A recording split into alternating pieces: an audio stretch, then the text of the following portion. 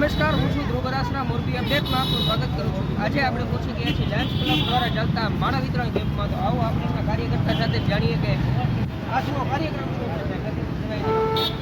આજનો આ કાર્યક્રમ લાયન્સ ક્લબ ઓફ મોરબી નગરપાલિકા જે મોરબીની 50 વર્ષ જૂની સેવાકીય સંસ્થા છે અને મોરબીની પ્રથમ પંક્તિની સંસ્થા એના દ્વારા કરવામાં આવ્યો છે.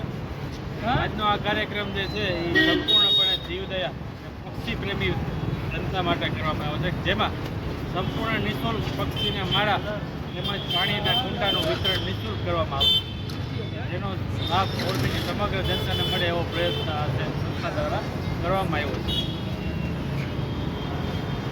આ જે કાર્યક્રમ હતો એનો લાભ કેટલા લોકોએ લીધો છે? અત્યાર સુધીમાં લગભગ 500 જેટલા લોકોએ એનો લાભ લીધો છે અને લોકો હજી આવતા જ જાય છે.